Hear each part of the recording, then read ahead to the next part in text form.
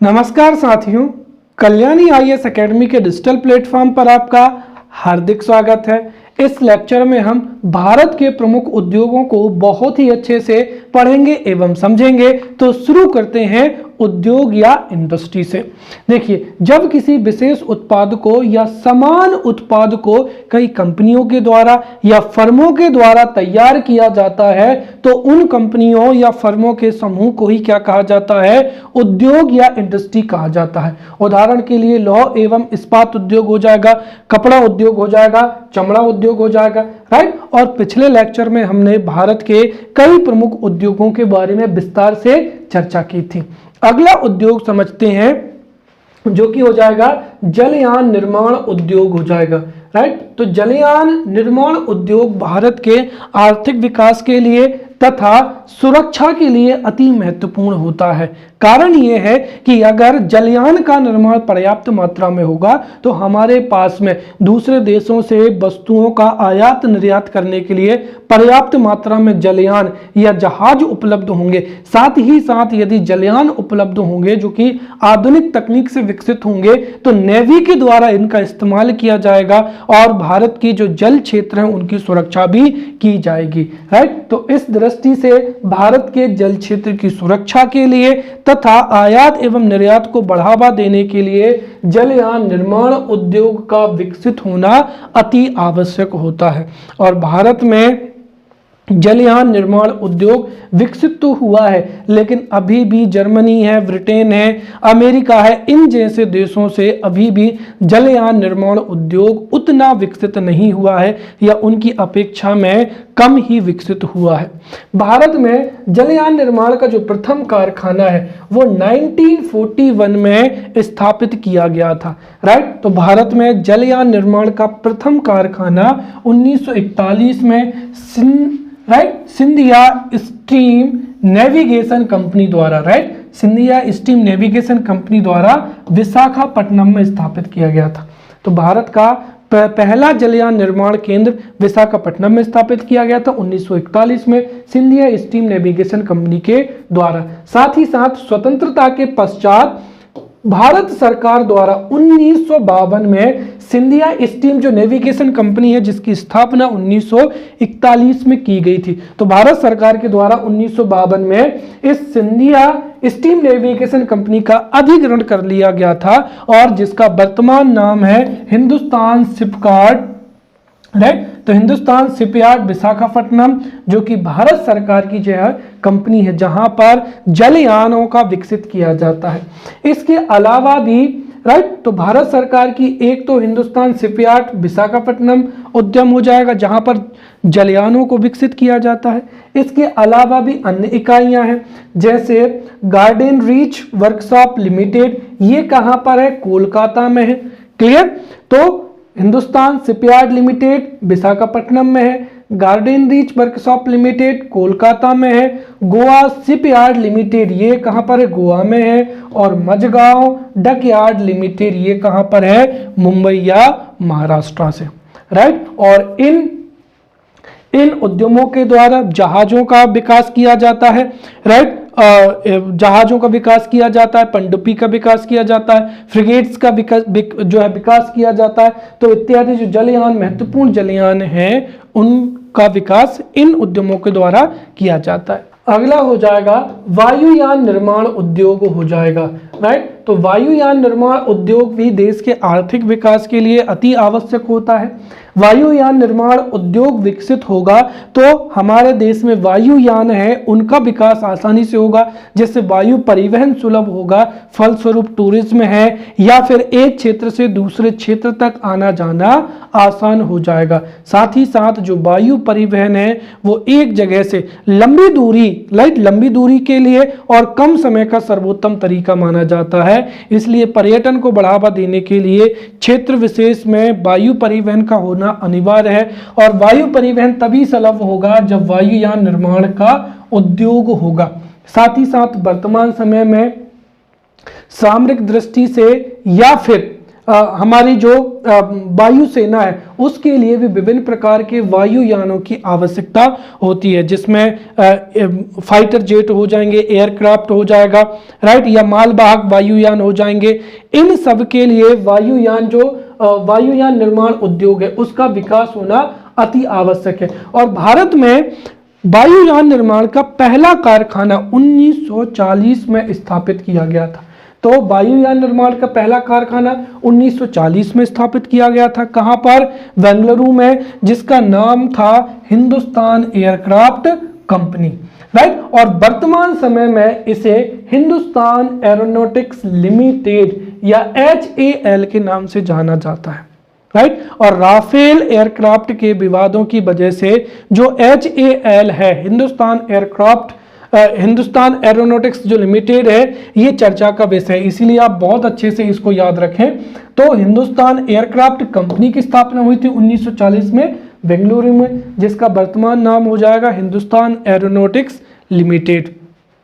और बेंगलुरु में ही Hindustan aeronautics limited की अन्य 5 इकाइयां भी क्या हैं? कार्यरत हैं।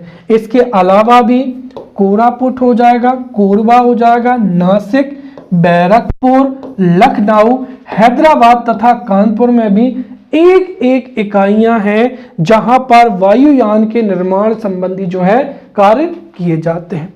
अगला हो जाएगा मोटर गाड़ी उद्योग हो जाएगा।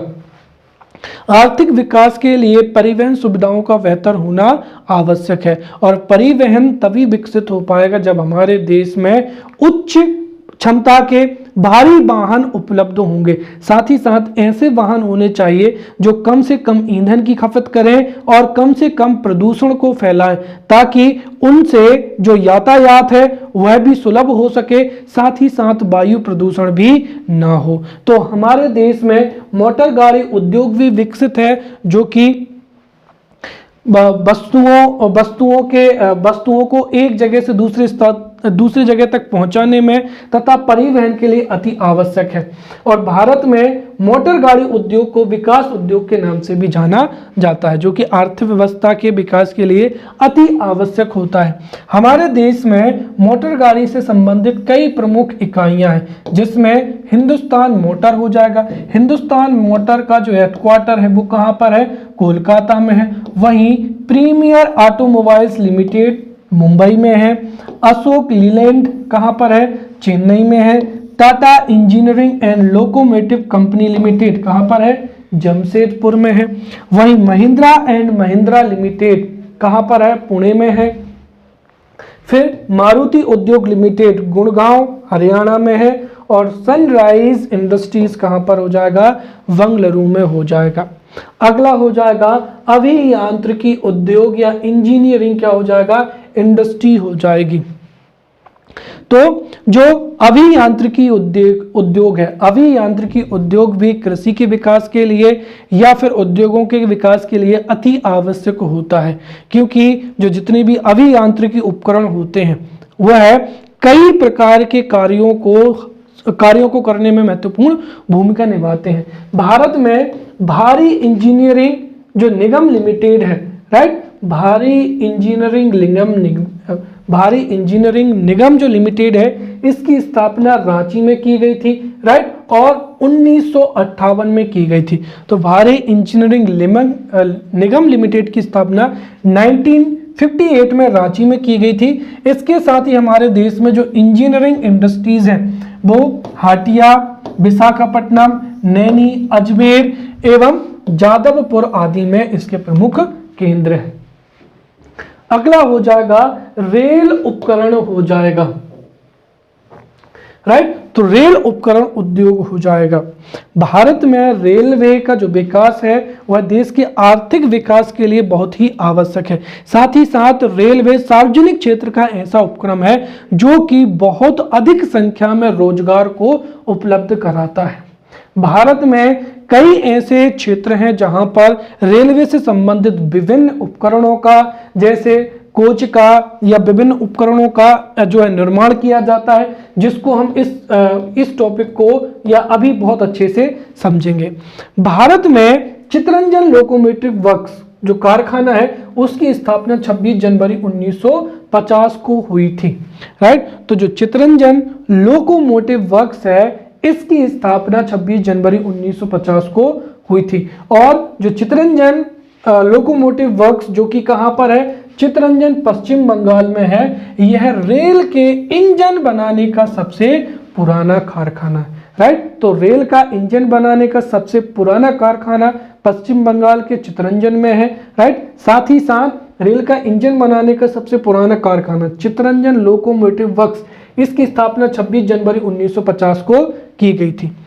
यहां पर वर्तमान समय में जो है विद्युत इंजन का निर्माण किया जाता है। दरअसल शुरुआत में कोयले से चलने वाले इंजनों का इस्तेमाल किया जाता था, फिर डीजल से चलने वाले इंजनों का, और वर्तमान समय में जो विद्युत इंजन है उनका प्रयोग किया जाता है, जिनकी एक तरीके से अगर हम देखें तो ये प्रदूषण भी नहीं करते हैं, साथ ही साथ इनकी जो एफिशिएंसी है वो भी अच्छी है। तो चितरंजन लोकोमोटिव वर्क्स में वर्तमान समय में विद्युत इंजन का निर्माण किया जाता है। साथ ही साथ रेल के डीजल से चलने वाले जो इंजन है उनका निर्माण वाराणसी में भी होता है, और रेल के जो इंजन है वो जमशेदपुर झारखंड में भी निर्मित किए जाते हैं। तो वाराणसी में भी इंजनों का निर्माण होता है और जमशेदपुर में भी। साथ ही साथ अगर हम रेल के डिब्बे बनाने का केंद्र देखें तो रेल के डिब्बे बनाने का प्रमुख केंद्र क्या हो जाएगा, चेन्नई के समीप पेरम्बूर है। और चेन्नई के समीप जो पेरम्बूर है यहाँ पर रेल के डिब्बे बनाने का प्रमुख कारखाना है, जिसकी स्थापना 1952 में की गई थी। इसके साथ ही इससे जो उत्पादन की शुरुआत थी वो 2 अक्टूबर 1955 से शुरू हो गई थी, और रेल के डिब्बे बनाने का जो अन्य कारखाना है वो पेरम्बूर के अतिरिक्त बेंगलुरु और कोलकाता में भी है। साथ ही साथ जो पंजाब का कपूरथला है, राइट, कपूरथला में इंटीग्रल जो कोच फैक्ट्री है इसकी स्थापना की गई थी, जहां पर रेलवे के कोच विकसित किए जाते हैं। इसके अलावा रायबरेली उत्तर प्रदेश, कचरापारा पश्चिम बंगाल में जो है रेलवे कोच फैक्ट्री की स्थापना की गई है। वहीं जो केरल का पालाकाड है उसमें रेलवे कोच फैक्ट्री जो है लगाई जा रही है, जहां से कोच जो है विकसित किए जाएंगे।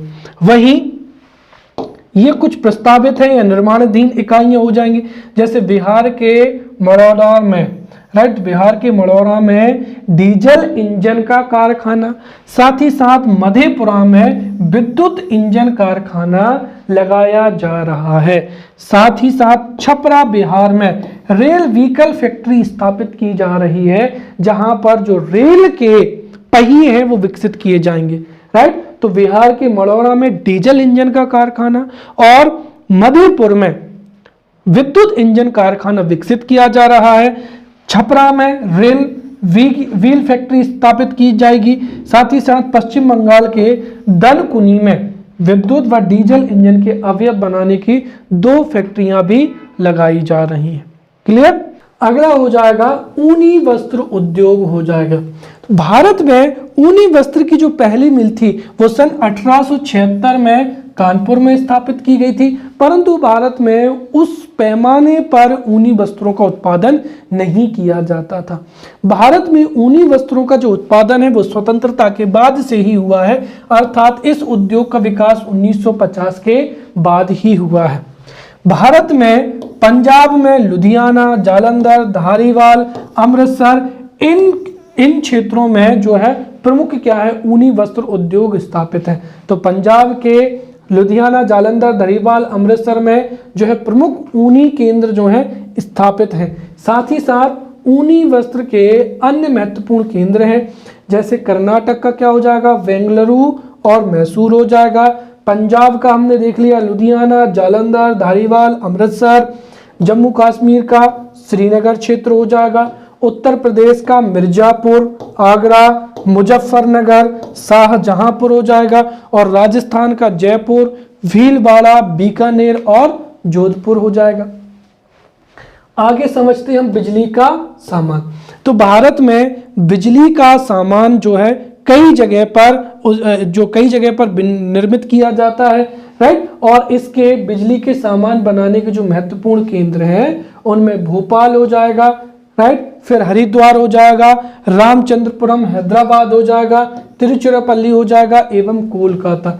ये भारत में बिजली के सामान बनाने वाले महत्वपूर्ण केंद्र हैं। साथ ही साथ जो बेंगलुरु है एवं रूपनारायणपुर है, ये भारत के प्रमुख टेलीफोन उद्योग के केंद्र हैं।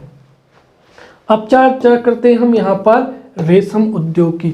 तो प्राचीन काल से ही भारत में रेशम निर्मित कपड़े एवं रेशम निर्मित जो साड़ियाँ हैं वो विश्व प्रसिद्ध रही हैं और भारत से निर्यात की जाती रही हैं। भारत एक ऐसा देश है जहाँ पर सहतूती, एरी, तसर एवं मूंगा सभी 4 प्रकार की किस्मों का जो रेशम है वो भारत में उत्पादित किया जाता है। वहीं इन सब में मूंगा रेशम एक ऐसा रेशम है जो कि सबसे ज़्यादा भारत में ही उत्पादित किया जाता है, अर्थात भारत को मूंगा रेशम के उत्पादन में एकाधिकार प्राप्त है। हमारे देश में रेशम से संबंधित महत्वपूर्ण संस्थान भी हैं, जैसे केंद्रीय जो रेशम अनुसंधान संस्थान है वो कहाँ पर है, मैसूर एवं ब्रह्मपुर में है। केंद्रीय इरी रेशम अनुसंधान मेहंदी पाथर मेघालय में है और केंद्रीय टसर अनुसंधान प्रशिक्षण ये कहाँ हो जाएगा, रांची झारखंड में हो जाएगा। हमारे देश में सबसे अधिक जो रेशम है राइट वो कर्नाटक में उत्पादित होता है और कर्नाटक देश का 41% से अधिक कच्चा रेशम उत्पादित करता है। और यहाँ पर जो सहतूती है जिसको क्या कहते हैं मलबरी रेशम है ये उत्पादित किया जाता है। साथ ही साथ यहाँ देश का 56% जो रेशमी धागा है वह भी बनाया जाता है। फिर रेशम के उत्पादन में सबसे पहला नाम हो जाएगा कर्नाटक का, दूसरा हो जाएगा आंध्र प्रदेश का जहाँ पर 35% जो है रेशम उत्पादित किया जाता है। साथ ही साथ कपड़ा निर्यात में भी रेशमी वस्त्रों का योगदान लगभग 3% के अलावा है। जो गैर सहतूती रेशम है वह असम, बिहार और मध्य प्रदेश से प्राप्त होता है। क्लियर? तो ये थे भारत के महत्वपूर्ण औद्योगिक केंद्र राइट। अब जो है भारत के महत्वपूर्ण शहरों को हम समझेंगे राइट, जो कि किसी विशेष उद्योग के लिए चर्चित हैं। तो यहाँ से एमसीक्यूज रूप में सीधे सीधे प्रश्न पूछे जा सकते हैं कि जो मुरादाबाद है वो किस उद्योग के लिए प्रसिद्ध है राइट, या फिर पूछा जा सकता है कि जो कास्ट नक्काशी है इसके लिए कौन सा शहर प्रसिद्ध है। क्लियर? दोनों तरीके से कि जो चमड़ा उद्योग है, चमड़ा उद्योग के लिए कौन सा शहर प्रसिद्ध है, या फिर ये भी पूछ सकते हैं कि लुधियाना में किस प्रकार के उद्योगों का विकास हुआ है। या मैच में जो है प्रश्न पूछे जा सकते हैं। तो हम डिटेल में भारत के महत्वपूर्ण शहरों और वो जिस भी उद्योग के लिए प्रसिद्ध हैं उनको यहाँ पर समझते हैं। सबसे पहला हो जाएगा कानपुर राइट। कानपुर भारत में चमड़ा उद्योग एवं विस्फोटक सामग्री के लिए प्रसिद्ध है। वहीं दूसरा हो जाएगा बरेली, बरेली बांस उत्पादन के लिए एवं सबसे महत्वपूर्ण जड़ी साड़ियों के लिए प्रसिद्ध है। मुरादाबाद हो जाएगा जो कि ब्रास वेयर हैंडीक्राफ्ट हो जाएगा राइट, कांसे से बनी हुई वस्तु है। साथ ही साथ क्या हो जाएगा, धातु पत्र हो जाएगा। तो विशेष रूप से याद रखें कांसा या ब्रास वेयर हैंडीक्राफ्ट एवं धातु पत्र के लिए मुरादाबाद जो है वो भारत में जाना जाता है। फिर तिरुपुर हो जाएगा, तो जो तिरुपुर है वो हौजरी एवं बुनाई उद्योग के लिए जाना जाता है। सहारनपुर जो है वो कास्ट नक्काशी के लिए प्रसिद्ध है। लुधियाना जो है भारी मशीनरी, हौजरी एवं ऊनी वस्त्रों के लिए प्रसिद्ध है, जो कि हमने अभी समझा था राइट। तो लुधियाना एक तो ऊनी वस्त्रों के लिए, भारी मशीन एवं हौजरी के लिए। वहीं पानीपत जो है वो हथकरघा के लिए प्रसिद्ध है।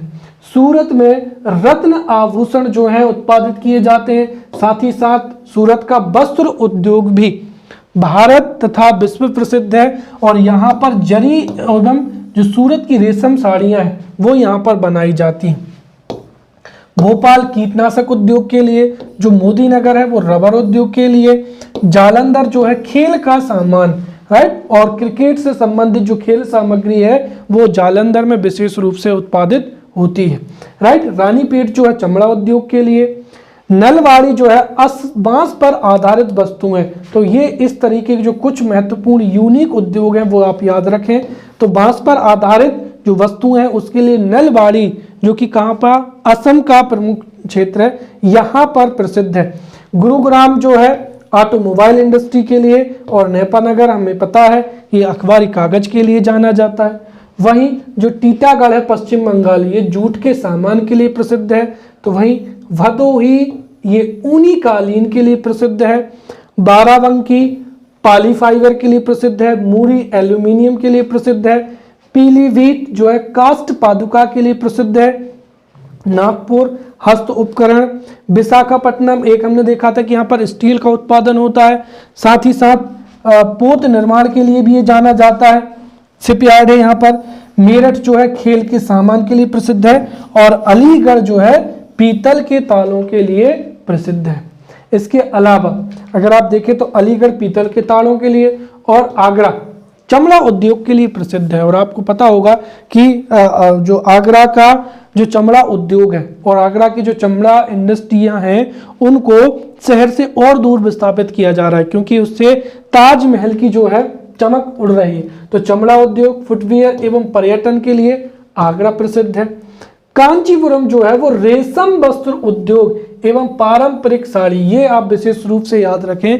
कांचीपुरम की साड़ियां विश्व प्रसिद्ध हैं, और यह पारंपरिक साड़ी एवं रेशम वस्त्र के लिए प्रसिद्ध है। फिर सैलम हो जाएगा, ये हस्त उपकरण एवं कपड़ों के लिए प्रसिद्ध है। खुर्जा मिट्टी के बर्तनों के लिए। शिवकाशी पटाखे एवं माचिस के लिए। अंबाला वैज्ञानिक उपकरण एवं हथकरघा के लिए। उन्नाव चमड़ा उद्योग हो जाएगा। जामनगर ब्रास पार्ट्स हो जाएंगे या पेट्रोकेमिकल्स हो जाएगा। फिर राजकोट जो कि इंजन पंप के लिए एवं गियर सिस्टम के लिए प्रसिद्ध है। चंदेरी ये मध्य प्रदेश का स्थल है जिसको आप बहुत ही अच्छे से जानते होंगे। यहाँ पर हाथ से बुनी जो साड़ियाँ हैं वो प्रसिद्ध हैं, और चंदेरी की पारंपरिक साड़ियाँ, चंदेरी की साड़ियाँ, महेश्वर की साड़ियाँ, ये पूरे भारत में प्रसिद्ध हैं। इसके अलावा यमुनानगर, गुवाहाटी, बल्लालपुर, राइट, ये सभी कागज उद्योग के लिए प्रसिद्ध हैं। पनकी जो कि उर्वरक के लिए प्रसिद्ध है। कोयम्बटूर सूती वस्त्रों के लिए, और कपूरथला अभी हमने देखा है रेल के डिब्बे के लिए क्या है, प्रसिद्ध है। तो ये थे भारत के प्रमुख शहर जो कि विशेष उद्योगों के लिए या विशेष वस्तुओं के निर्माण के लिए प्रसिद्ध थे।